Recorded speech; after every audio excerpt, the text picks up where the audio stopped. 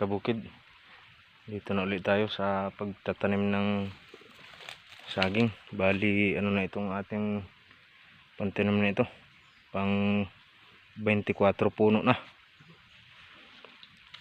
Mabagal tayo magtanim kasi ang gawa natin ay tabas, tapos kuha ng pananim, tapos tanim na rin agad para kapag unahin kasi natin ang ang pagtabas, bago tayo matapos magtabas malago na uli, masukal na uli yung ating nilinisan. Kaya dapat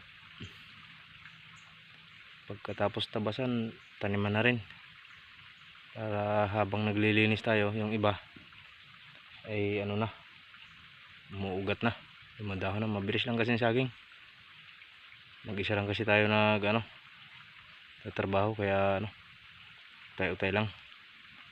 Yun nga, sige mga kabukid, at update ko na lang kayo ulit sa mga susunod kong video. Kung sakali, baka pwedeng paki-like and share mo na lang dyan, malaking tulong na yan. Maraming salamat sa inyo.